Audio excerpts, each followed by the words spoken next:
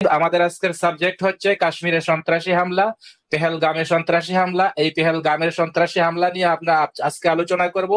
গাজওয়াতুল হিন্দ নিয়ে আলোচনা করব, ইসলামী সন্ত্রাসবাদ নিয়ে আলোচনা করব, ইসলামী সাম্রাজ্যবাদ নিয়ে আলোচনা করব, এবং নবী মোহাম্মদ যে টেরোরিস্ট ছিলেন সেটা আমরা কোরআন থেকে প্রমাণ করে দিব, এবং নবী মোহাম্মদ যে সন্ত্রাসী ছিলেন সেটা আমরা হাদিস থেকে প্রমাণ করে দিব, সহিহ হাদিস থেকে এবং কোরআনের আয়াত থেকে প্রমাণ করে দিব।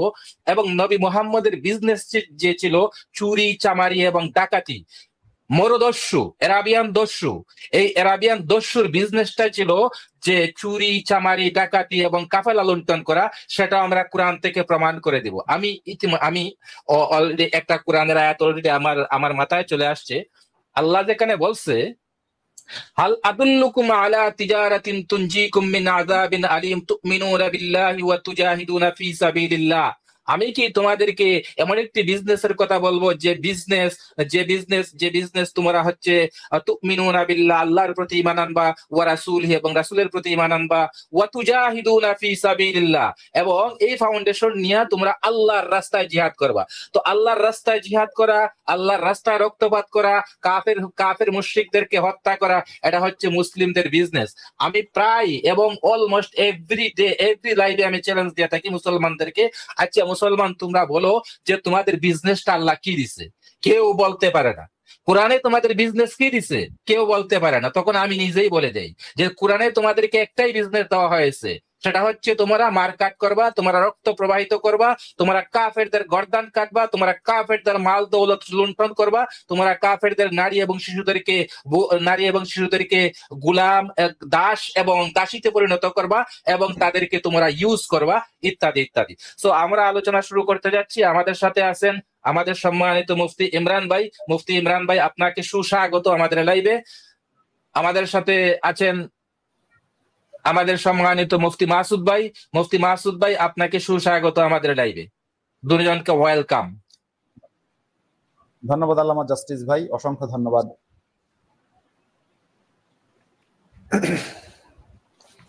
হ্যাঁ, শুনতে পাচ্ছেন?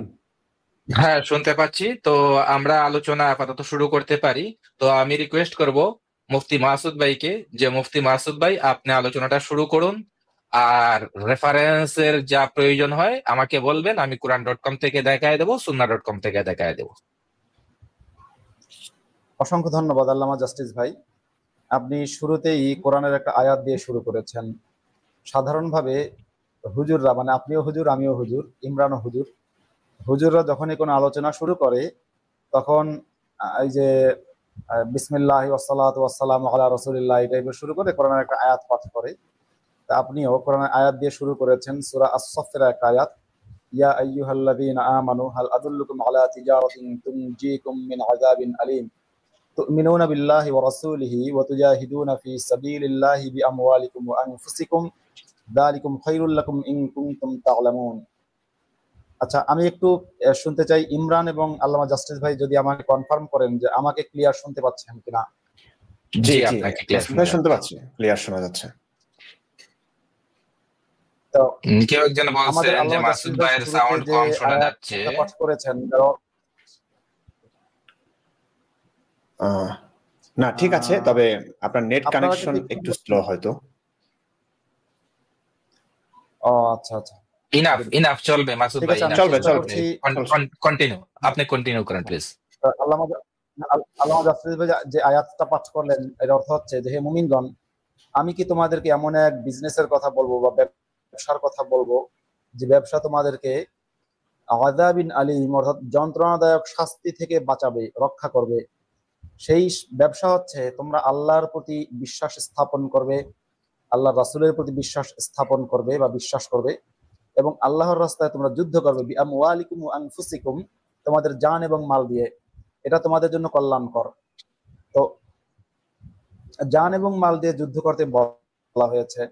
জিহাদ কিন্তু দুই প্রকার, যদিও জিহাদের আরো প্রকার আছে, কিন্তু প্রথমেই আমরা এইটাও বলতে পারি জিহাদ দুই প্রকার।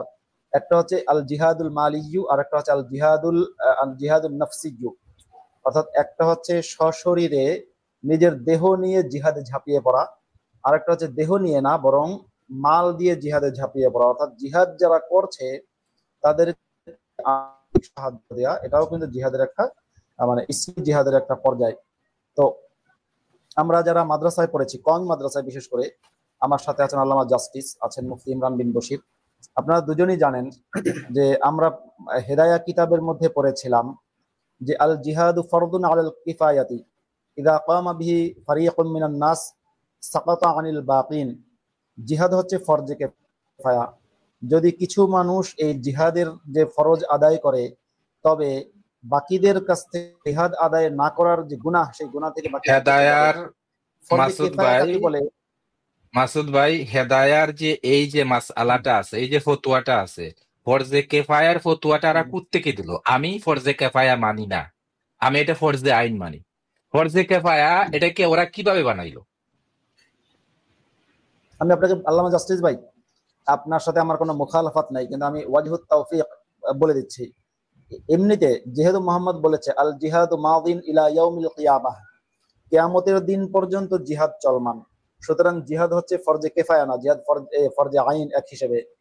কিন্তু যদি আপনার মানে কি হয়, সারা বিশ্বের মুসলিমরা কাফিরদের বিরুদ্ধে সম্মিলিত জিহাদে ঝাঁপিয়ে না পড়ে, তখন সকল মুসলিমদের উপরে জিহাদ করা, সার্বক্ষণিক জিহাদ চালিয়ে যাওয়া, কারণ জিহাদ একটা ইবাদত, জিহাদ একটা ইবাদত।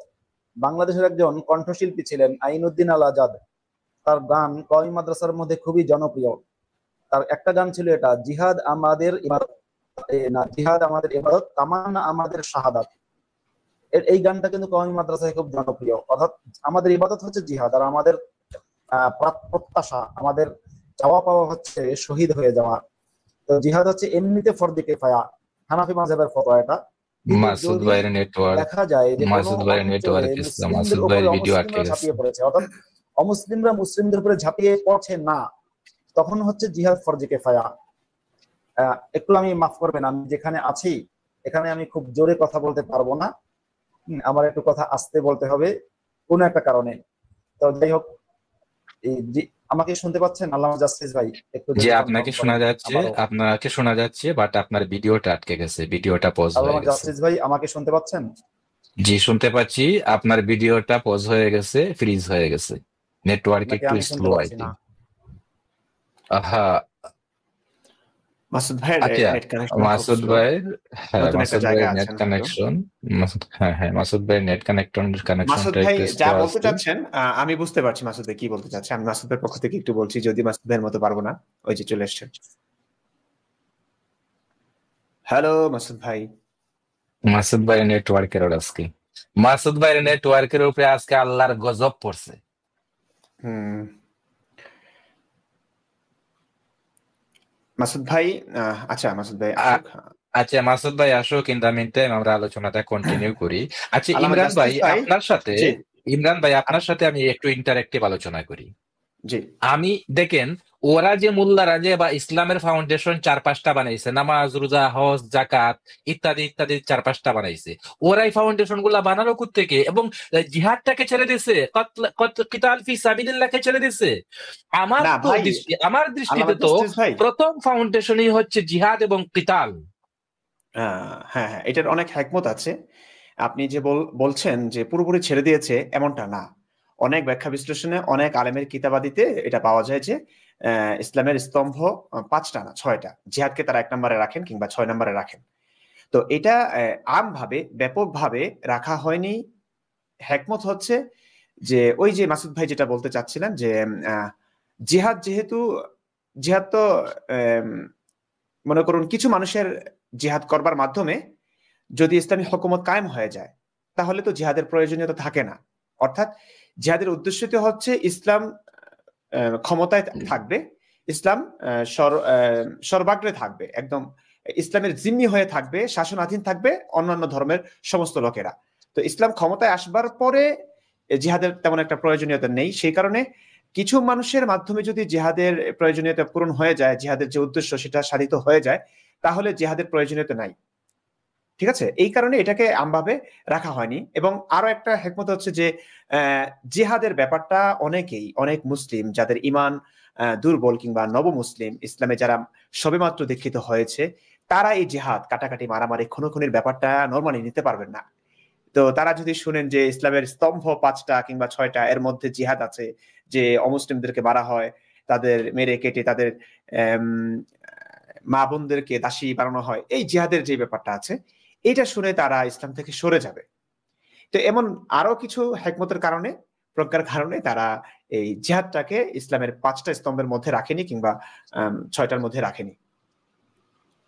তবে এটাকে সবচেয়ে গুরুত্ব সহকারে দেখানো হয় এবং দেখা হয় ইসলামে। এটা তো স্পষ্ট, অনেক কিতাবাদিতে এটা স্পষ্ট লেখা আছে। আচ্ছা, তো আমার কথা হচ্ছে, দেখেন, নামাজকে ফরজ করা হয়েছে, জাকাতকে ফরজ করা হয়েছে, তারপরে সাওমকে ফরজ করা হয়েছে। সাওম ফরজে কিফায়া নয়, বরং ফরজে আইন। দেখেন, কোরআনের আয়াতে বলা হয়েছে কুতিবা আলাইকুমুস সিয়াম, তোমাদের উপর আমি সিয়াম ফরজ করেছি। এই একই শব্দ কুতিবা দ্বারা কুতিবা আলাইকুমুল কিতাল কোরআনের আয়াতে বলা হয়েছে, তোমাদের উপরে আমি কিতাল ফরজ করেছি। তো একই শব্দ, একই বাচন ভঙ্গি, কোনো ডিফারেন্স নাই। কুতিবা আলাইকুমুস সিয়াম, কুতিবা আলাইকুমুল কিতাল, দুটা সেন্টেন্সের মাঝে কোনো ডিফারেন্স নাই। তাহলে এক সেন্টেন্স দ্বারা যদি আপনি ফরজে আইন সাবিত করেন, তাহলে আরেক সেন্টেন্স দ্বারা আপনি ফরজে কিফায়া কিভাবে সাবিত করবেন?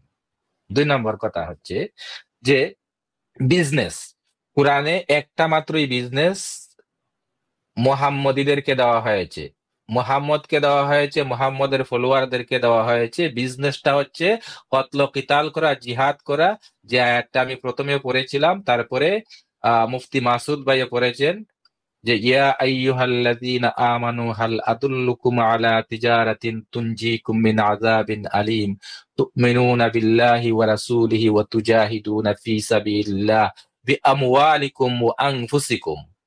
তো আল্লাহ বলছে জিহাদ হচ্ছে তোমাদের জীবন ব্যবস্থা, জিহাদ হচ্ছে তোমাদের ইন্ডাস্ট্রি, জিহাদ হচ্ছে তোমাদের বিজনেস প্রতিষ্ঠান, তোমাদের ইনকাম আসবে জিহাদ থেকে।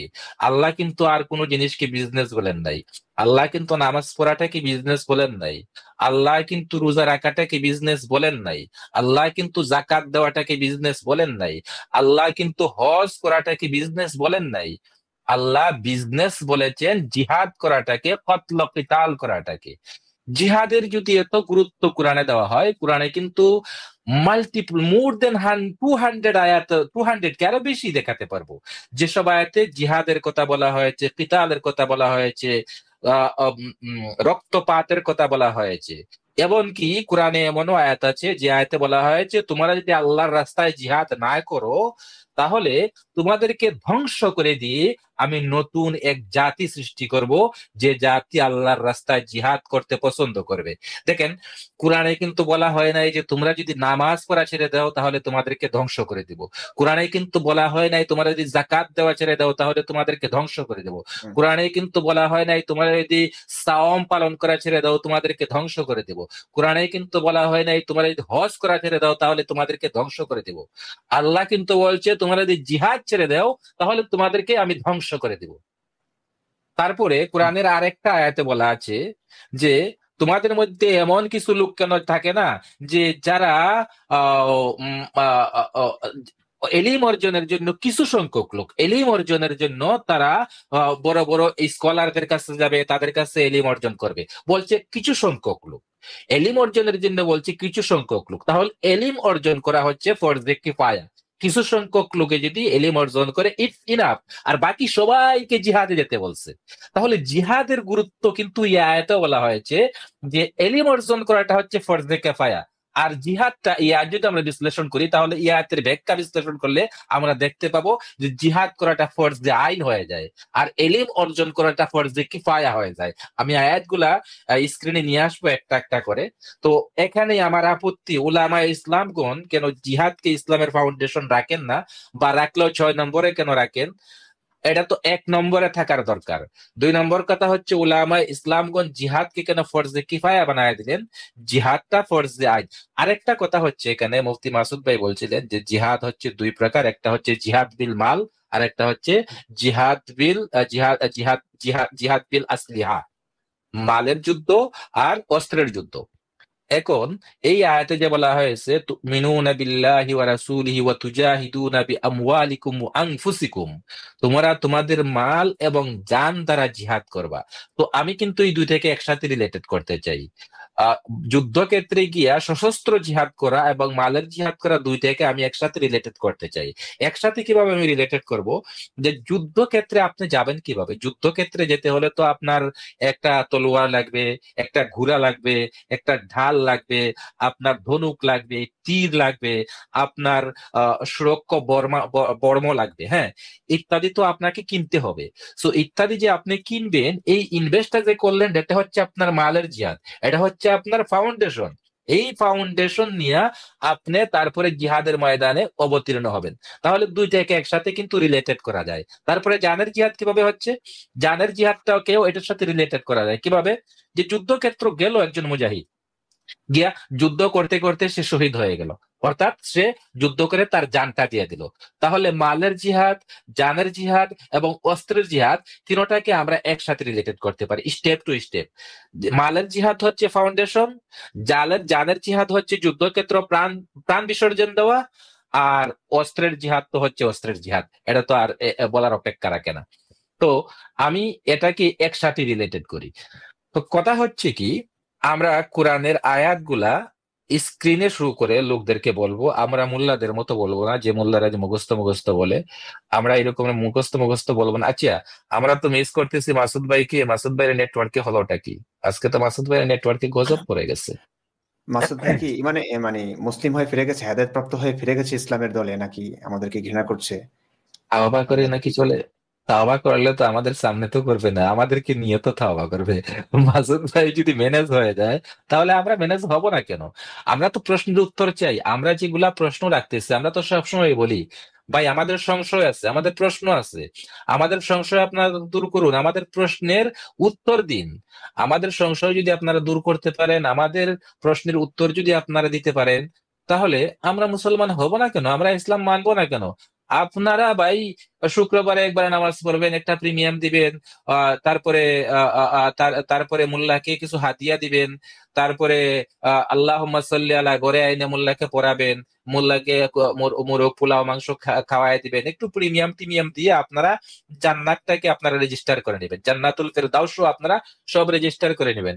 সেখানে গিয়ে আপনারা দুধের নহরে থাকবেন, সেখানে গিয়ে আপনারা মদের নহরে থাকবেন, সেখানে গিয়ে আপনার স্বচ্ছ পানির নহরে থাকবেন, সেখানে গিয়ে আপনারা হানির নহরে মধুর নহরে থাকবেন, সেখানে গিয়ে আপনার 72 হুর পাবেন, ইভেন আপনারা গিলমানও পাবেন। হ্যাঁ, কিছু কিছু হাদিসের উপরে আমি আলোচনা করেছি লাস্ট টাইম। এইসব হুর এবং গিলমানের হাদিস নিয়ে আমি একটা লাইভ করেছিলাম। সেখানে আমি কাউন্ট করেছিলাম যে প্রত্যেকটা জান্নাতি ব্যক্তিকে মিনিমাম 12,500 হুর এবং গিলমান দেওয়া হবে, মিনিমাম। এটা হচ্ছে একটা মিনিমাম হিসাব আমি দেখিয়েছিলাম।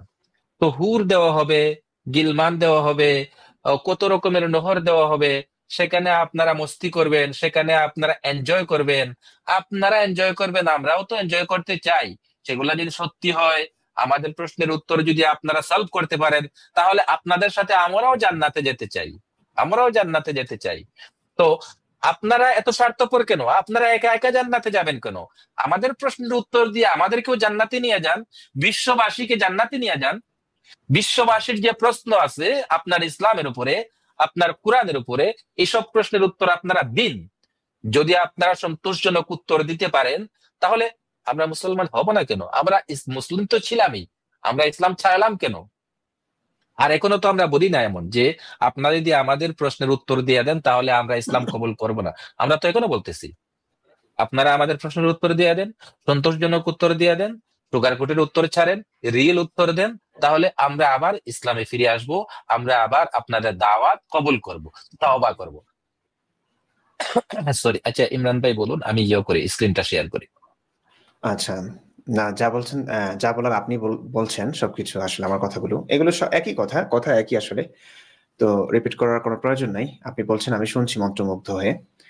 আমি যদি একটু সংক্ষেপে বলি, কোরআন হাদিসের ভাষ্যমতে এবং অনেক অনেক আলেম যারা ইসলামকে গোপন করছেন না, তাদের ভাষ্যমতে ইসলামের সবচেয়ে গুরুত্বপূর্ণ বিধান হচ্ছে জিহাদ। এবং অন্যান্য বিধানের জন্য, যেমন আল্লামা জাস্টিস একটু আগে বললেন যে নামাজ, রোজা, হজ, যাকাত এসবের জন্য কখনো মানুষকে ধ্বংস করে দিবে এরকম কোনো সতর্ক বার্তা নাই, ভীতিপ্রদ কোনো বিধান নাই, হামকি ধামকি নেই। কিন্তু জিহাদ ছেড়ে দিলে যে একটা মানুষকে ধ্বংস করে দিবেন একটা এমন কথা আছে। এটা স্পষ্ট যে আল্লাহ এবং নবী বুঝতে পেরেছিলেন যে জিহাদ ছাড়া ইসলামও টিকতে পারবে না। জিহাদ ছাড়া ইসলামের অস্তিত্ব টিকিয়ে রাখা সম্ভব না। কারণ ইসলাম ছাড়িয়েছে যতটুকু ছাড়াবার, এটা ইসলামের মাধ্যমে আর জিহাদের মাধ্যমেই ছড়িয়েছে, প্রচার ও প্রসার ঘটেছে। 13 বছর মাক্কি জীবনে আমরা সকলে জানি এটি। আমি অনেকবার বলেছি আমার নানান লাইভে, ভিডিওতে, যে 13 বছর আল্লাহ রসুল আপ্রাণ অক্লান্ত চেষ্টা করেছিলেন যে মানুষগুলোকে ইসলামে দীক্ষিত করবার জন্য। তখন ইসলামের জিহাদের আয়াত অবতীর্ণ হয়নি, আল্লাহ রসুল হাতে তরবারি নেননি। তো 13 বছরে অক্লান্ত পরিশ্রমের মাধ্যমে 100 জন মানুষও ইসলাম ধর্মে দীক্ষিত হয়নি, হাতে গোনা কয়েকজন, তাও সমাজের একদম নিম্ন শ্রেণীর মানুষ, শিক্ষালাভী বঞ্চিত মানুষ, দেয়ালে পিঠ থেকে যাওয়া মানুষ, যাদের জীবনে কোনো উদ্দেশ্য নয়, যারা এমনি বঞ্চিত হয়েছে, পদে পদে যারা লাঞ্ছিত অপদস্থ হয়েছে। তো এই সমস্ত মানুষের ইসলাম ধর্মে দীক্ষিত হবার মাধ্যমে তেমন কোনো অর্থ রাখে না। যা হোক, 13 বছরের অক্লান্ত পরিশ্রমের মাধ্যমে মাত্র কি মুষ্টিময় কিছু মানুষ ইসলাম ধর্মে দীক্ষিত হয়েছে। এরপর ইসলাম মদিনায় গিয়ে ইসলাম প্রসার ঘটেছে কিভাবে? আল্লাহ রসুল দুর্বল গোত্রগুলোর উপর আক্রমণ করেছে, জিহাদ শুরু হয়েছে, তখন থেকে জিহাদের আয়াত। তারপরে 10 বছরেই ইসলাম এতটুকু ছাড়িয়েছে। তো এই জন্য এই কথাটা বললাম যে পুরো কোরআন যদি কেউ একনিষ্ঠভাবে গবেষণা করেন, অধ্যয়ন করেন, এটা বলতে আপনিও বাধ্য হবেন যে কোরআনের ইসলামের সবচেয়ে গুরুত্বপূর্ণ বিধান হচ্ছে আল্লাহর কাছে, নবীর কাছে, সেটি হচ্ছে জিহাদ, কাফেরদেরকে হত্যা করা, মারা। এবং আল্লাহ রসুল নিজের পরিচয় এভাবে তুলে ধরেছেন যে আমাকে তরবারি দিয়ে পাঠানো হয়েছে, বহিস্তু বিসাইফ, আমি তরবারি সহ প্রেরিত হয়েছে। আপনি চিন্তা করুন, একজন নবী এটা বলছেন। এবং জুইলা রিজকি তাহতা জিল্লি রুমহি, আমার রিজিক নির্ধারণ করা হয়েছে বর্ষার ছায়া তলে। মানে মানুষ মারবেন, কাটবেন, তারপরে কাফেরদেরকে মেরে সেই কাফেরদের হত্যা করে তাদের সম্পদগুলো তিনি আত্মসাৎ করবেন। এটাই বোঝানো হয়েছে। কি গর্বের সঙ্গে, কি দম্ভের সঙ্গে তিনি তার পরিচয়টা তুলে ধরছেন। এবং আল্লাহ রসুলকে যে রহব দেওয়া হয়েছে, আল্লামা জাস্টিস ভাই জানেন, উনি হাদিসগুলোর রেফারেন্স দেখাবেন। তো মানে আল্লাহ রসুলকে দেখলে মানুষ যে একটা আতঙ্কে পড়ে যায়, যেখানেই যে এলাকায় যাবে আল্লাহ রসুল, সেখানকার মানুষ আল্লাহ রসুলকে দেখে আতঙ্কিত হয়ে উঠবে, কারণ তার হাতে তরবারি আছে, তিনি মানুষ মারেন, এটা জানে। তো এই যে ভীতিপ্রদ একটা অবস্থা তৈরি করা, এটা কিন্তু আল্লাহ রসুলের হাদিসের মাধ্যমে স্পষ্ট তিনি বলছেন, এইভাবে তার পরিচয়টা এইভাবে পুরো বিশ্ববাসীর কাছে তুলে ধরেছেন। তো এগুলো স্পষ্ট যে ইসলাম ছাড়া, জিহাদ ছাড়া ইসলামের অস্তিত্ব টিকিয়ে রাখা কখনোই সম্ভব হতো না। আমাদের কাছ পর্যন্ত, আমাদের এই পর্যন্ত ইসলাম যে পৌঁছেছে, এর একমাত্র কারণ হচ্ছে জিহাদ। জিহাদ যদি না থাকতো, আমরা হয়তো ইসলাম ধর্ম যে আছে, নবী মোহাম্মদ যে 1450 বছর আগে সৌদি আরবে জন্মগ্রহণ করেছিলেন, এটা আমরা জানতামই না, পৌঁছাতোই না। তো ইসলামের মধ্যে জিহাদটা হচ্ছে সবচেয়ে গুরুত্বপূর্ণ। এবং আল্লাহ রসুল বলেছেন আল জিহাদু মাউদিন ইলা ইয়াউমিল কিয়ামাহ, এটা শুধু 1450 বছর আগের একটা বিধান নয় যেটা কিছুদিন পর রহিত হয়ে গেছে, না, এটা কিয়ামত পর্যন্ত চলতে থাকবে। এবং সেটাই আমরা দেখেছি, যুগে যুগে চলছে, এখনো চলছে, সামনেও চলবে, কিয়ামত পর্যন্ত এই জিহাদ অব্যাহত থাকবে। এই কারণে আমি প্রত্যেকটা সময় বলি যে যতদিন ইসলাম আছে জিহাদ থাকবে, অমুসলিমদের উপর অবিচার, জুলুম, নিপীড়ন হবে। যতদিন ইসলাম থাকবে এই মারামারি, খুনোখুনির পথ কখনোই বন্ধ হবে না। সেই পরিক্রমে আমরা দেখছি সাম্প্রতিক ঘটনা, আজকে আমাদের আলোচনার বিষয়বস্তু সেটি, কাশ্মীরে জঙ্গি হামলা হয়েছে। জঙ্গি হামলা আমি এটাকে বলবো না, কারণ এটা জিহাদি হামলা। কারণ জঙ্গি হামলা বলা হচ্ছে অমুসলিম যারা, কিংবা ইসলামকে যারা ঘৃণা করছেন, যারা বুঝতে পারছেন না, তারা বলছেন। ইসলামিক দৃষ্টিকোণ থেকে এটা পুরোপুরি একটি জিহাদি হামলা। কারণ এটা কোরআনের বিধান, হাদিসের বিধান, ইসলামের বিধান, রসুলের সুন্নাহ, ইসলামের সবচেয়ে গুরুত্বপূর্ণ বিধান। এই বিধানটাকে এভাবে কেন বলবে? অধিকাংশ মুসলিমরা এই হামলাগুলোকে জঙ্গি হামলা বলছে, অথচ এটা ইসলামের জিহাদি বিধান, জিহাদি হামলা। আসলে এই দৃষ্টিকোণ থেকে যদি দেখি, আমি প্রায় বলেছি, কালকে আসাদ ভাইয়ের সঙ্গে এই কথাগুলো বলেছিলাম, এই যে যারা জঙ্গি হামলা বলছে, কোনো মুসলিম যদি বুঝে শুনে বলে, তার কিন্তু ইমান থাকবে না। কারণ ইসলামের গুরুত্বপূর্ণ একটি বিধান যারা পালন করছেন, তারা কিন্তু একদম খাঁটি মুসলিম। যারা এই কাশ্মীরে হামলাটা করেছে, কতজন মানুষ মারা গেছে? 26-27 জন মারা গেছে। এরা হচ্ছে একদম খাঁটি মুসলিম, আল্লাহ রসুলের একদম পেয়ারা সৈনিক। আমরা যারা আছি কিংবা আপনারা যারা আছেন আমাকে শুনছেন, 5 ওয়াক্ত নামাজ পড়েন, তাহাজ্জুদ পড়েন, অনেক ভালো ভালো কাজগুলো করেন, এরা কিন্তু খাঁটি মুসলিম না। খাঁটি মুসলিম হচ্ছে এই যে একদম রিয়েল মুসলিম হচ্ছে কাশ্মীরে যারা হামলা করেছে এবং যারা সামনে করবে কিংবা করছে এখনো, তারাই কিন্তু আল্লাহ রসুলের একদম আদর্শ সৈনিক। তো ইসলামের মূল পরিচয়টা কিন্তু সেটাই। অথচ আজকের 95% মুসলিমই হয়তো বলছে কাশ্মীরে জঙ্গি হামলা হয়েছে। মিডিয়াগুলো এভাবেই শিরোনাম লিখছে যে কাশ্মীরে জঙ্গি হামলা হয়েছে, অথচ নিজেদেরকে তারা মুসলিম দাবি করে। হয়তো ব্যাপারটা এরকম না ভাই। তার মানে হচ্ছে আপনারাও মুসলিম না, আপনারা শুধুমাত্র ওই যে শুনে শুনে একটা ইসলাম ধর্ম মানে ইসলাম ধর্মাবলম্বীদের ঘরে জন্মগ্রহণ করেছেন, তাই আপনি নিজেকে মুসলিম হিসেবে পরিচয় দিচ্ছেন। আসলে ইসলাম কি এটা আপনারাও বোঝেন না। ইসলামের যে আসল কাজগুলো, সেই কাজগুলো যদি কেউ করে তাদেরকে আপনারা মুসলিম বলছেন না, তাদেরকে মুসলিম তো দূরের কথা মানুষও বলছেন না, তাদেরকে আপনারা জঙ্গি বলছেন।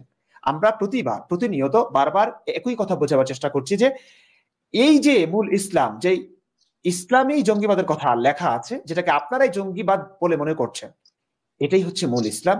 এই ইসলামকে আপনারা একটু বুঝুন। এই ইসলামকে বুঝে আপনারা ইসলাম ধর্ম আসলে গ্রহণীয় কিনা, গ্রহণযোগ্য কিনা, সেটা নিয়ে একটু আলোচনা করুন। আমরা বারবার এই মেসেজটা আপনাদেরকে দেওয়ার চেষ্টা করছি। আল্লাহ জাস্টিস ভাই, হ্যাঁ আপনি এখন বলতে পারেন। তাহলে আমরা কাশ্মীর প্রসঙ্গে আসি। আপনি যথেষ্ট ইনফরমেটিভ আলোচনা করেছেন।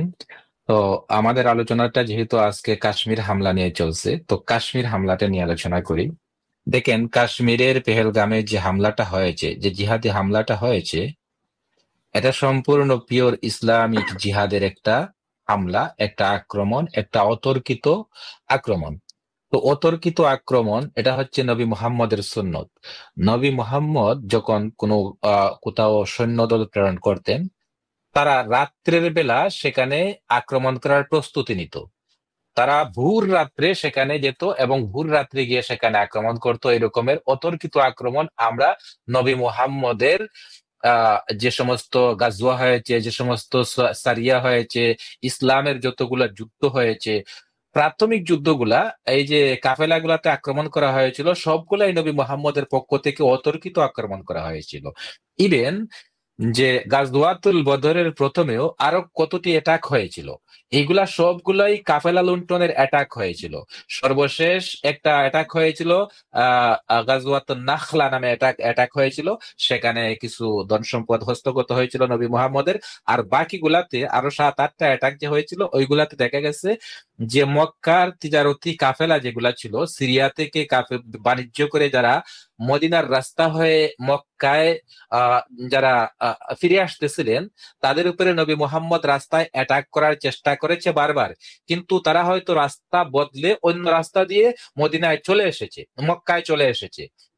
শেষমেশ ওরা গাজওয়াতুল বদর যে হয়েছে, গাজওয়াতুল বদরটাও সেই রকমের একটা ডাকাতি চেষ্টা ছিল মাত্র। আরাবিয়ান দস্যু নবী মুহাম্মদের একটা ডাকাতি চেষ্টা ছাড়া আর কিছুই না। তারা আবু সুফিয়ানের কাফেলাকে লুণ্ঠন করার চেষ্টা করেছিল।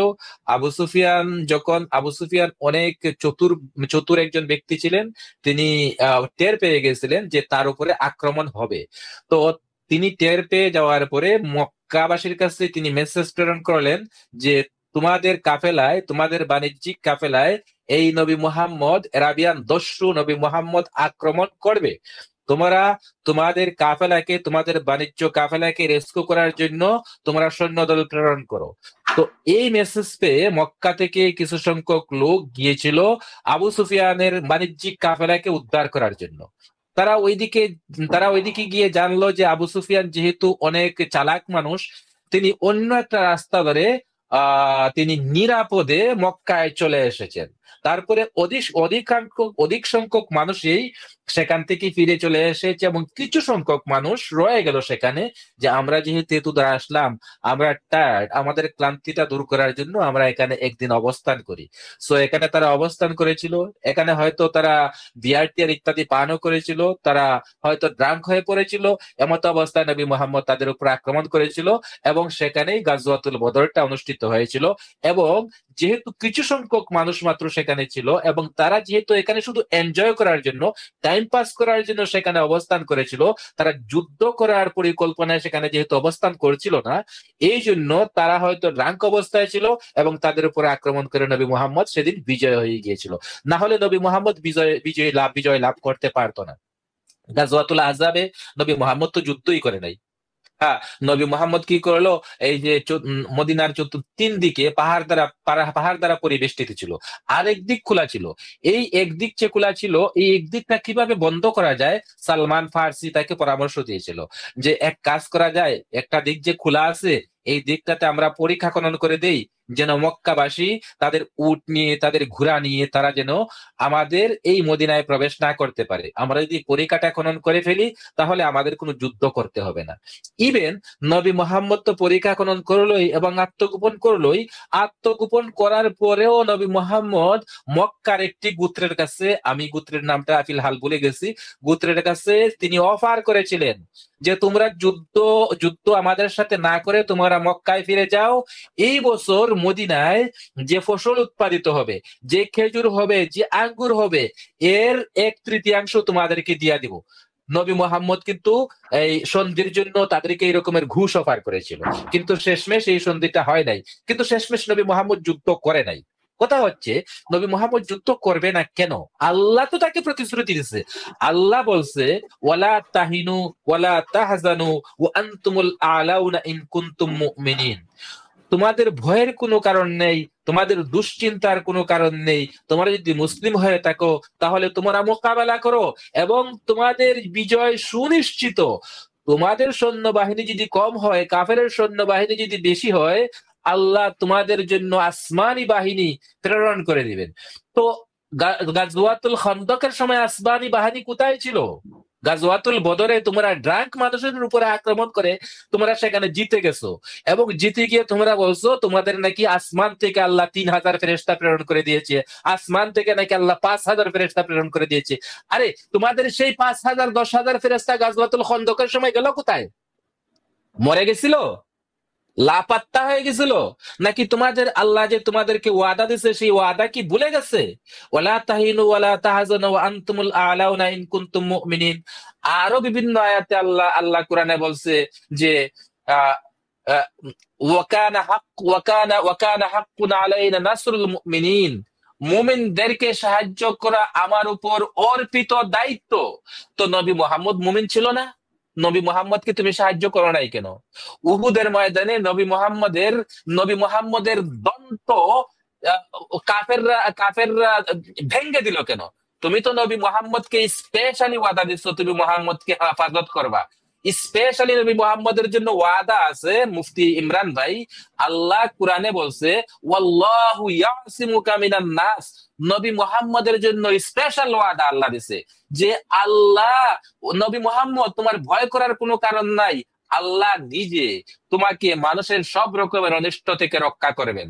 তাহলে নবী মুহাম্মদ যে মার খেয়ে উহুদের ময়দানে পড়ে গেল, পাহাড়ের পাদদেশে গিয়া যে তরপাচ্ছিল এবং পাহাড়ের পাদদেশে গিয়া যে সাহাবীদেরকে বলছিল যে আমাকে মানব ডাল হয়ে কে আছো রক্ষা করবা, যদি আমাকে মানব ডাল হয়ে তোমরা রক্ষা করো তাহলে তোমাদেরকে আমি ওয়াদা দিচ্ছি তোমাদেরকে নিয়ে আমি জান্নাতে যাব।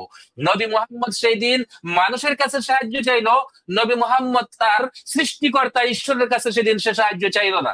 সেদিন সে আল্লাহর কাছে বললো না আল্লাহ তুমি যে আমাকে ওয়াদা দিছো তোমার ওয়াদা পূরণ করো না কেন? তুমি যে আমাকে ওয়াদা দিছো আল্লাহু ইয়াসিমুকা মিনান নাস, তুমি আমাকে রক্ষা করবা, তুমি আমাকে রক্ষা করছো না কেন? আমি মার খেয়ে মাটিতে পড়ে গেলাম কেন? আমার দন্দান মোবারক শহীদ হয়ে গেল কেন? আমি বেহুশ হয়ে গেলাম কেন? তুমি তোমার প্রতিশ্রুতি রক্ষা করছো না কেন? তায়েফের ময়দানে মার খেয়ে নবী মুহাম্মদ পাথরের ঢিলকে নবী মুহাম্মদ রক্তাক্ত হয়ে তায়েফের ময়দানে পড়ে গেল, বেহুশ হয়ে গেল। কতক্ষণ যে বেহুশ ছিল একমাত্র আল্লাহ মাবুদেই জানে। হ্যাঁ, তো সেখানে তায়েফের ময়দানে মার খেলো, উহুদের ময়দানে মার খেলো, তারপরে ইহুদি মহিলার হাতে বিষ খেলো। এইসব মুসিবত থেকে আল্লাহ নবী মুহাম্মদকে রক্ষা করে নাই। আচ্ছা, আমরা অন্যদিকে চলে যাচ্ছি। আমাদের কথা হচ্ছে যে আমরা কাশ্মীর প্রসঙ্গে থাকি। তো কাশ্মীরে এই পেহেলগাম নামক জায়গাটিতে যে এই জিহাদি আক্রমণ হলো, এই জিহাদিরা তাদেরকে সমবেত করে তাদেরকে নাম জিজ্ঞেস করেছে যে তোমাদের নাম কি। নাম দ্বারা যদি তারা ওই ব্যক্তিকে আইডেন্টিফাই করে ফেলতে পারেছে যে ওইটা মুশরিক, ওইটা কাফির, ওইটা হিন্দু, ওইটা সনাতনী, তাকে শর্ট আউট করে দিয়েছে।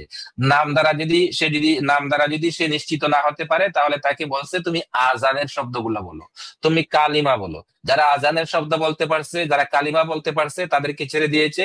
যারা আজানের শব্দগুলো বলতে পারে নাই, কালিমা বলতে পারে নাই, তাদেরকে তারা গুলি করে হত্যা করেছে। ইভেন তাদের আইডিও চেক করেছে, আইডিতে কি নাম আছে। ইভেন এমনও হয়েছে যে প্যান্ট খুলে চেক করেছে। আমাদের 71-এর যুদ্ধের সময়, স্বাধীনতা যুদ্ধের সময় পাকিস্তানি বর্বর বাহিনী আমাদের দেশের মানুষদেরকে প্যান্ট খুলে চেক করেছে যে তার সামান মোবারক কাটা কিনা কাটা না, সুন্নতে ইব্রাহিমী তার আছে কি নাই। যার সুন্নতে ইব্রাহিমী আছে তাকে ছেড়ে দিছে, যার সুন্নতে ইব্রাহিমী নাই তাকে হত্যা করেছে। ঠিক একই কায়দায় তারা সেই পেহেলগামেও তারা একই কায়দা, একই টেকনিক অ্যাপ্লাই করেছে। তো এইগুলা হচ্ছে বাণিজ্য কাফেলার উপরে নবী মুহাম্মদ আক্রমণ করত। নবী মুহাম্মদকে তারা আল্লাহ বলে দিছে যে ওয়াকউদু লাহুম কুল্লা মারসাদ, তাদের তোমরা অদ পেতে থাকো প্রত্যেকটি ঘাটিতে যেখানে কাফেররা সমবেত হবে, যে দিক দিয়ে কাফেরদের তিজারতি কাফেলা গুলা অতিবাহিত করবে, সেই সব রাস্তায় তোমরা অদ পেতে বসে থাকো, ঘাটি গুলাতে অদ পেতে বসে থাকো। তো কাশ্মীরের এই জায়গাতে এটা হচ্ছে একটা পর্যটন স্পট, সেখানে তারা অদ পেতে বসেছিল আগে থেকে। এটা হচ্ছে আল্লাহর বাণী, আল্লাহ তাদেরকে এই পথ দেখিয়ে দিয়েছে। যেখানে মানুষ সমবেত হবে সেখানে তোমরা আগে থেকে তোমাদের ঘাটি গিরে বসে থাকো, যখনই তোমাদের চান্স আসবে তখনই তোমরা আক্রমণ করো, সাডেন অ্যাটাক করো। তো তারা সেই রকমেরই সাডেন অ্যাটাক করেছে। তারা অত পেতে আগে থেকেই বসেছিল। তারা অ্যাটলিস্ট 26 জন সনাতনীকে, হিন্দুকে তারা হত্যা করেছে। অ্যাক্সিডেন্টলি দুই একটা মুসলমান এসে গেছে। 26 জনের মধ্যে অ্যাক্সিডেন্টলি দুই একটা মুসলমান তো আসতেই পারে, অসম্ভব তো কিছু না। কাশ্মীর তো হচ্ছে মুসলমানদের স্টেট, এখানে দুই একটা মুসলমান থাকতেই পারে। কাশ্মীরে ম্যাক্সিমাম মানুষই হচ্ছে মুসলমান। আর এখানে যারা পর্যটনে যায়, পর্যটক যারা টুরিস্ট, ওরা হয়তো বা কিছু সংখ্যক মুসলমান যায়, কিছু সংখ্যক আর ম্যাক্সিমাম এই নন মুসলিম যায়। তো ওদের আসল উদ্দেশ্যটা কি? ওদের আসল উদ্দেশ্যটা হচ্ছে যে কাশ্মীরে এই যে পর্যটন শিল্পটাকে ধ্বংস করে দাও। কাশ্মীরের পর্যটন শিল্পটাকে যদি ধ্বংস করে দেওয়া যায়, তাহলে কাশ্মীরের যে অর্থনীতির যে মেরুদণ্ড, এই মেরুদণ্ডটা ভেঙে দিয়ে দিলে, আর এখানে যদি পর্যটকরা এখানে যদি না আসে, তাহলে এটা একটা সুনসান নীরব এলাকা হয়ে যাবে। আর সুনসান নীরব এলাকা যখন হয়ে যাবে, তখন আমরা এখানে ভালো করে মুজাহিদের ঘাঁটি কাটতে পারবো। এখানে আমরা সৈন্য ট্রেনিং, মুজাহিদদের ট্রেনিং দিতে পারবো। আর এখানে যদি পর্যটকদের বেশ আনাগোনা থাকে, তাহলে আমরা কাশ্মীরে ঘাঁটি কাটতে পারবো না। সো কাশ্মীরকে ওরা সুনসান নীরব করে দিতে চায়, এখানে যেন কোনো পর্যটক না যায়। এখানে যদি কোনো পর্যটক না যায়, তাহলে এই জিহাদিরা এখানে ঘাঁটি গেড়ে বসতে পারবে। এখানে তারা অস্ত্র শস্ত্র আমদানি করতে পারবে, অস্ত্র শস্ত্র আমদানি করে তারা লুকিয়ে রাখতে পারবে, এবং কাশ্মীরকে তারা তখন ইসলামিক স্টেট ঘোষণা দিতে পারবে। কাশ্মীরের উপর তারা কবজা করতে পারবে, কাশ্মীরকে তারা অকুপাই করতে পারবে। এই পর্যটক মানুষের জন্য শুধুমাত্র তারা সেখানে সুবিধা করতে পারে না, সেখানে তারা ঘাঁটি গাড়তে পারে না। এখন তাদের সুবিধা হবে ঘাঁটি গাড়ার জন্য, এখন তাদের সুবিধা হবে কাশ্মীরের পথে প্রান্তরে জঙ্গলের ভিতরে তাদের ট্রেনিং নেওয়ার জন্য, এবং সেখানে তারা পাকিস্তান টেরোরিস্টদেরকে সেখানে আমদানি করবে। পাকিস্তানি টেরোরিস্টদেরকে আমদানি করবে, করে হয়তো কাশ্মীরটাকে তারা ভারত অকুপাইড কাশ্মীর এবং পাকিস্তান অকুপাইড কাশ্মীরের সাথে একত্রিত করে তারা বলবে কাশ্মীরে আর ভারতের কোনোই অধিকার নাই, কাশ্মীর শুধুমাত্র পাকিস্তানের। তো কাশ্মীর শুধুমাত্র যখন পাকিস্তানের হয়ে যাবে, তখন তারা তখন হিন্দুস্তানকে তারা কিছুটা হলেও দুর্বল করতে পারলো। হিন্দুস্তানের কিছুটা ভূমি হলেও তারা অকুপাই করতে পারলো। হিন্দুস্তানের ভূমি যদি তারা অকুপাই করতে পারে এবং এখানে হিন্দুস্তানের সীমান্তে যদি তারা ঘাঁটি গাড়তে পারে, তাহলে সীমান্ত থেকে হিন্দুস্তানের ভিতরে ঢুকে সন্ত্রাসী আক্রমণ, জিহাদি আক্রমণ করাটা অনেক সহজ হবে। সো এই জন্য পর্যটকদের উপরে তাদের হামলা। এর আগে কিন্তু কখনো তারা পর্যটকদের উপরে হামলা করে নাই। এর আগে তারা বর্ডার গার্ডের উপরে আক্রমণ করেছে, এর উপরে তারা আধা সামরিক বাহিনীর উপরে আক্রমণ করেছে, এর আগে তারা পাকিস্তানের, হিন্দুস্তানের ভিতরে ঢুকে তারা পার্লামেন্টের ভিতরে ঢুকে অ্যাটাক করেছে। কিন্তু এইটাই হচ্ছে প্রথম যারা কাশ্মীরের পর্যটকদের উপর আক্রমণ করেছে। তাহলে কাশ্মীরের পর্যটকদের উপর আক্রমণ করার বিশেষ একটা উদ্দেশ্য আছে। এই বিশেষ উদ্দেশ্যটা আমি এতক্ষণে ব্যাখ্যা করেছি। জানি না আমার সাথে আপনারা একমত হবেন কি হবেন না, এটা হচ্ছে আমার অপিনিয়ন। হ্যাঁ, এটা হচ্ছে আমার অপিনিয়ন। তো হিন্দুদেরকে কতল করা, মুশরিকদেরকে কতল করা আল্লাহ কোরআনে বলছে। আল্লাহ বলছে ফাইজান সালাখাল আশহুরুল হুরুম ফাকতুলুল মুশরিকিনা হাইসু ওয়াজাদতুমুহুম। কাফেরদেরকে তোমরা যেখানে পাও সেখানে তাদেরকে হত্যা করো। আচ্ছা, আশহুরুল হুরুম, এই যে একটা প্রচলন ছিল, এই আশহুরুল হুরুমের প্রচলনটা প্রাক ইসলামিক যুগ থেকেই ছিল, কিন্তু নবী মুহাম্মদ আসার পরে আশহুরুল হুরুম টুরুম আর কিছু রয় নাই। ওরা আশহুরুল হুরুমেও কিন্তু ওরা আক্রমণ করেছে। সো পাকিস্তানে, আফগানিস্তানে আর হিন্দুস্তানে এখন আশহুরুল হুরুম বলতে কিচ্ছু নাই। ফাইজান সালাখাল আশহুরুল হুরুম, চারটা যে হারাম মাস, চারটা নিষিদ্ধ মাস, এই চারটা নিষিদ্ধ মাস পাকিস্তানে, আফগানিস্তানে ইবেন নবী মুহাম্মদের জামানায় ছিল না। দেখেন, ফাইজান সালাখাল আশহুরুল হুরুম ফাকতুলুল মুশরিকিনা হাইসু ওয়াজাদতুমুহুম, এখানে কি ভয়ানক একটা মেসেজ দেওয়া হয়েছে।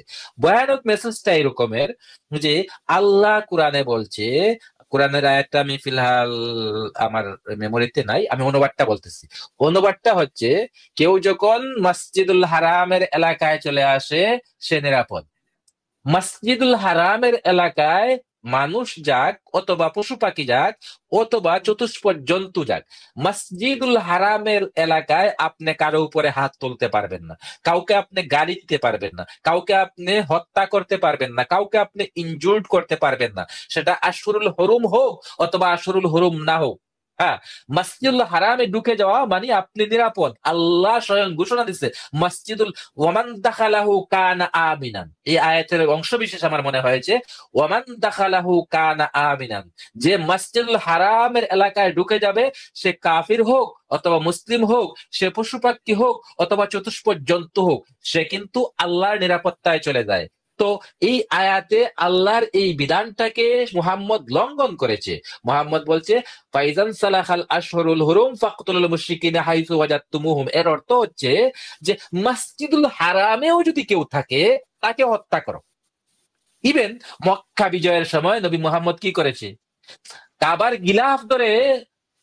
গিলাফ ধরে বসে আছে, যাদের নামে নবী মুহাম্মদ মৃত্যু পরোয়ানা জারি করেছে, তাদের কেউ কেউ কাবার গিলাফ ধরে বসে আছে। তাদের বিশ্বাস ছিল যে প্রাক ইসলামিক যুগে যেহেতু এখানে গেলে আমরা নিরাপত্তা পেতাম, আর নবী মুহাম্মদের কোরআনেও যদি যেহেতু এই কথাটা বলা আছে যে মসজিদুল হারামে যে ঢুকে যাবে তাকে আল্লাহ নিরাপত্তা দিয়ে দেয়, তাহলে আমি কাবার গিলাফে ধরে থাকলে আমার নামে যদিও মৃত্যু পরোয়ানা আছে, তারপরেও আমাকে নবী মুহাম্মদ অথবা তার বাহিনী হত্যা করবে না। কিন্তু নবী মুহাম্মদ কিন্তু সেই রুল মানে নাই। নবী মুহাম্মদ কাবার গিলাফে ধরে তার শত্রুকে হত্যা করেছে। নবী মুহাম্মদ শুধু বলছে মসজিদুল হারাম সে বাদ দিয়ে দিছে, সে বলছে আমার প্রেমিকার ঘরে যে আশ্রয় নিবে তাকে আমি হত্যা করব না। দেখেন ইমরান ভাই, উম্মে হানির ঘরে যে আশ্রয় নেবে তাকে হত্যা করবে না। প্রেমিকা তো ভাই, এটা রিয়েল ভালোবাসা। মসজিদুল হারামের থেকে উম্মে হানির ঘরের গুরুত্ব বেশি হয়ে গেল। যে মসজিদুল হারামের বর্ণনা আল্লাহ কোরআনে বিভিন্ন জায়গায় বলেছে, উম্মে হানির কথা তো কোরআনের কোথাও বলে নাই।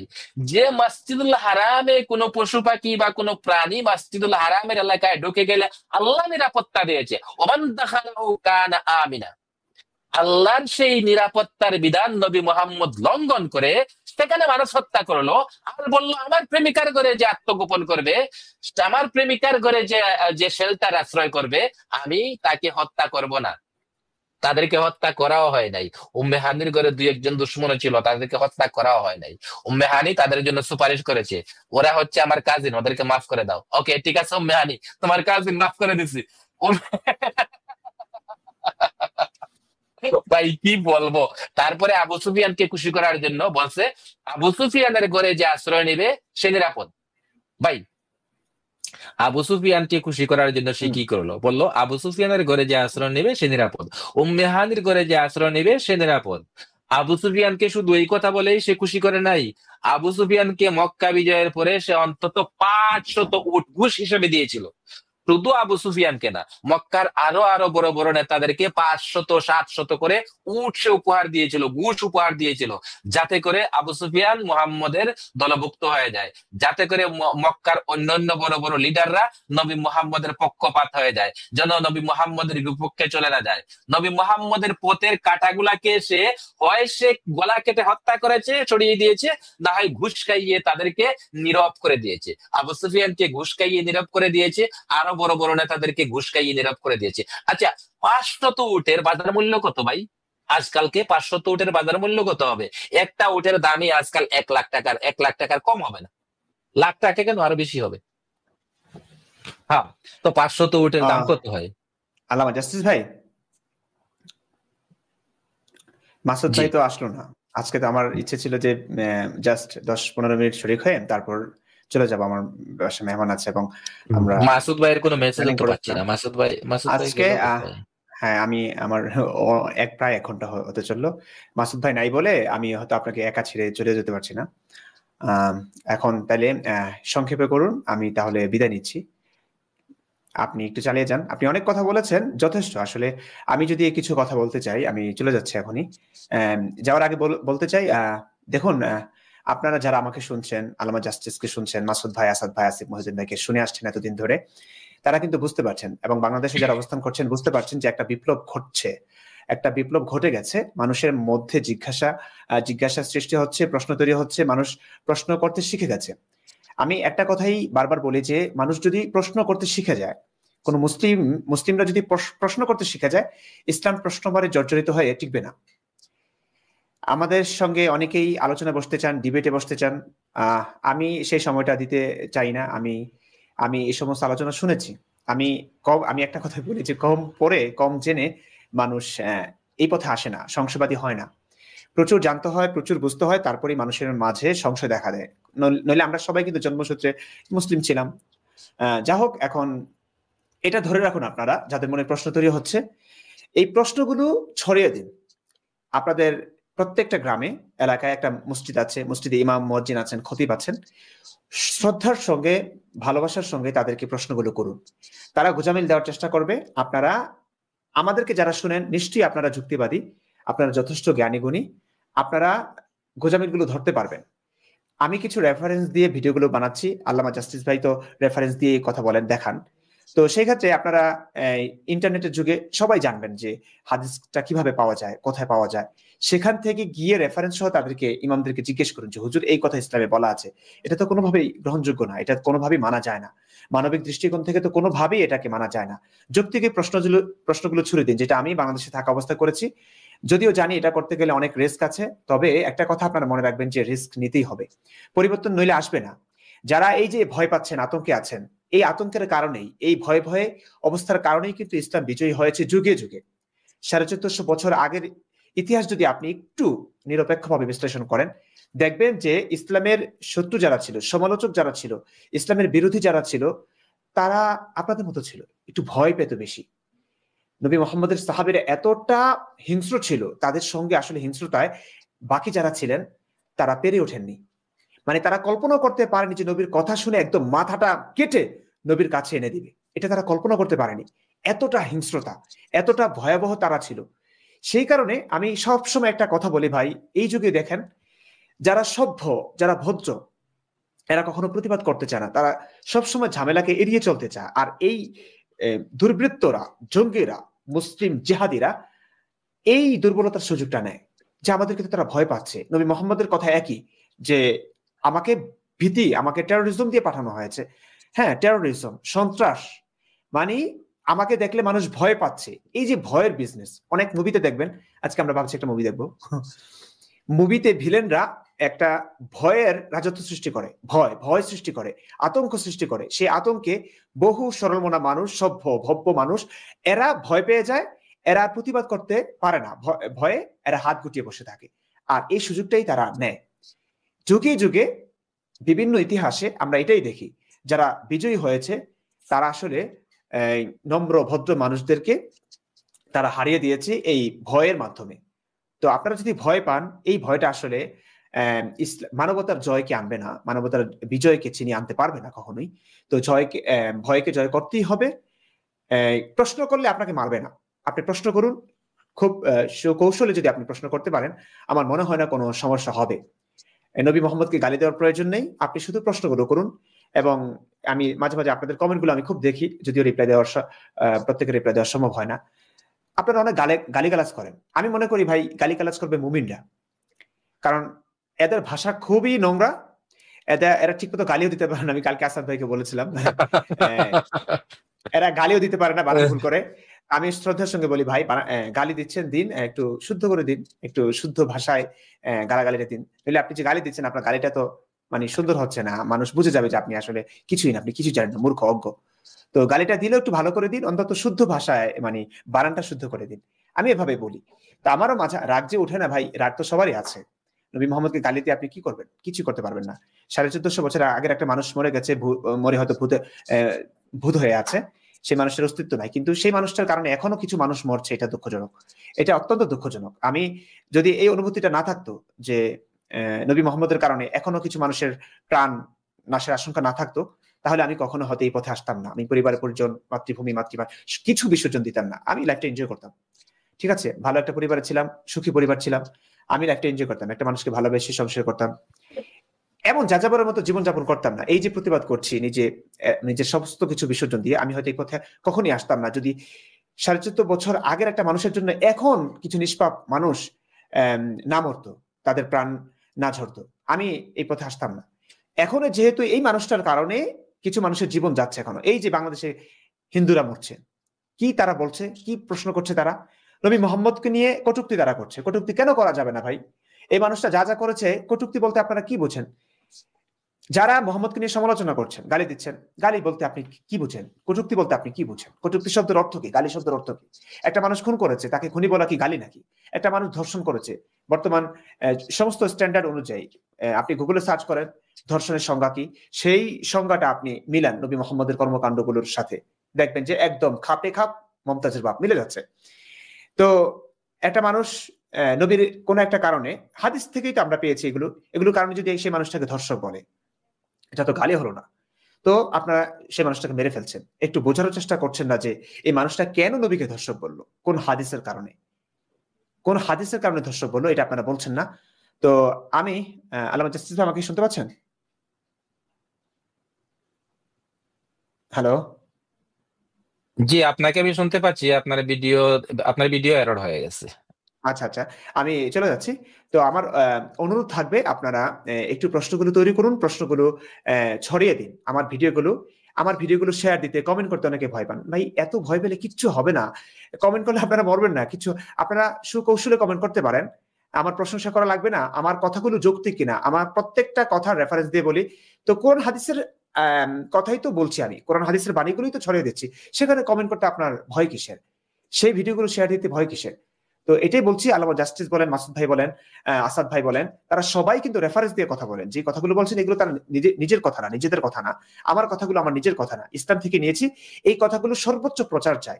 একটা বিপ্লব হচ্ছে, আপনারা এটাকে ধরে রাখুন। আপনাদের মাধ্যমেই পৃথিবীতে শান্তি আসবে, আপনাদের মাধ্যমেই মানবতার জয় হবে, এই আশা ব্যক্ত করছি। এবং আমি আমার যেতে হবে, আপনাদের কাছে ক্ষমা প্রার্থী। আল্লামা জাস্টিস ভাই কিছুক্ষণ কথা বলবেন। ওনাকে একাই ছেড়ে যাচ্ছে, উনি একাই 100, আমি মনে করি। এটা আমি না, আপনারা মনে করছেন, আমি বিশ্বাস করি। তো আল্লামা জাস্টিস ভাই, আপনি থাকুন, এবং যারা আমাকে দেখছেন, আপনাদের সকলকে ধন্যবাদ, ভালোবাসা। আমার জন্য প্রার্থনা করবেন যেন সুস্বাস্থ্যের অধিকারী হই। কার কাছে প্রার্থনা করবো আমরা? আল্লাহর কাছে, মানে নবী মোহাম্মদের আল্লাহ না, বাস্তবে যদি কেউ একজন থেকে থাকেন তার প্রতি, কিংবা বিজ্ঞানের কাছে, যেন আমি নিজের যত্ন নিতে পারি। আমি খুবই এলোমেলো, দেখতেই পাচ্ছেন, হয়তো এখন দেখা যাচ্ছে না। যাই হোক, খুবই এলোমেলো আপনাদের জন্যই, এবং এলোমেলো হোক। আমি অনেক কষ্ট করি, আপনাদের জন্য করি, মানবতার জন্য করি। একটু সাপোর্ট দিন, একটু সমর্থন দিন, একটু ভিডিওগুলো সর্বোচ্চ শেয়ার চাই এবং প্রচার চাই। আমার না, শুধু আমাদের। এই মাসুদ ভাই, আল্লামা জাস্টিস ভাই, যারাই ইসলামের কথাগুলো বলছেন, তারা প্রত্যেকে মানবতার জন্য বলছেন ভাই, তাদের কোনো স্বার্থ নাই। বরং আমরা এই কথাগুলো বলতে গিয়ে নিজ দেশ ছেড়েছি, নিজেদের পরিবার ছেড়েছি, অনেক ত্যাগ তিতিক্ষা করতে হয়েছে আমাদেরকে। তো আমাদের কথাগুলো আপনাদের কাছে কতটা গ্রহণযোগ্য আমি জানি না, তবে একটু যুক্তি দিয়ে বুদ্ধি দিয়ে ভাবুন যে আমরা কতটা অসহায়। এই কথাগুলো বলবার কারণে আমরা তো টাকা পাচ্ছি না, বরং আমাদের সবকিছু হারাতে হয়েছে, এবং আমাদের প্রত্যেকটা কথার রেফারেন্স আছে। আল্লামা বাংলাদেশে যারা আলেম আছেন, আল্লামা আছেন, মাহফিলের বক্তা আছেন, তারা কিন্তু কথা বলার ক্ষেত্রে রেফারেন্স দিয়ে কথা বলছেন না, আন্দাজে বলছেন। সেগুলোর সত্যতা, সেগুলো কিন্তু আপনারা বিশ্বাস করছেন। কেন করছেন কে জানে। আমরা রেফারেন্স দিয়ে কথা বলছি, হাদিসটা সহি কিনা সেটাও দেখাচ্ছি, কোরআনের আয়াত কিনা সেটা দেখাচ্ছি। আমরা যদি ভুল হই তাহলে আলেমরা কি, যারা রেফারেন্স দিয়ে কথা বলছেন না, মাহফিলে যারা মুখস্থ কথা বলছেন, সেই কথার সত্যতা আপনি জানেন না কিছুই, তাদেরকে লাখ লাখ টাকা দিয়ে আনছেন, তাদের কথাগুলো শুনতে পাচ্ছেন। আমাদের কথাগুলো যেগুলো আমরা রেফারেন্স দিয়ে বলছি, কেন শুনবেন না আপনি?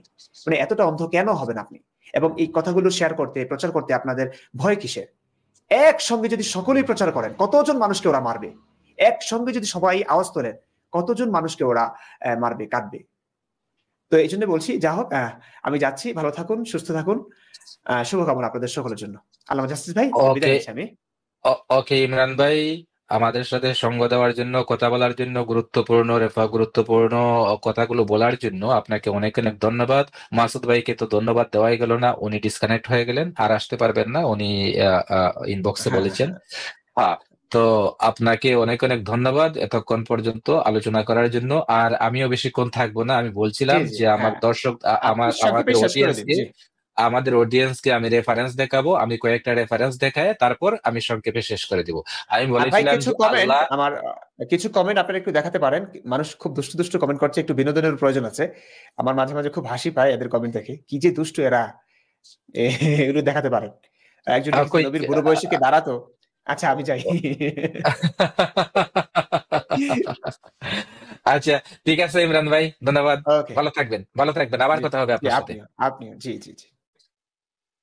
আচ্ছা, আমি আমি আজকে অডিয়েন্সদেরকে কথা দিয়েছিলাম যে নবী মুহাম্মদ যে সন্ত্রাসী মহানবী, নবী মুহাম্মদ যে, তার সাহাবীরা যে সন্ত্রাসী ফলোয়ার, কোরআনের আয়াত দ্বারা আমি প্রমাণ করব এবং সহি হাদিস দ্বারা প্রমাণ করব। সো কোরআনের সেই আয়াত এবং সহি হাদিসগুলা আমি স্ক্রিনে শো করার পরে আমি লাইভটা শেষ করে দিব। তারপরে কথা হচ্ছে যে কাশ্মীরে যে অ্যাটাকটা হয়েছে, এই অ্যাটাকটা কিন্তু হঠাৎ করে কোনো অ্যাটাক নয়, এটা হচ্ছে সুপরিকল্পিত অ্যাটাক। এবং এই অ্যাটাকের কথা নবী মুহাম্মদ আজ থেকে ১৫০০ বছর আগেও বলে গেছেন। গাজওয়াতুল হিন্দের কথা নবী মুহাম্মদ স্পেশালি বলে গেছেন।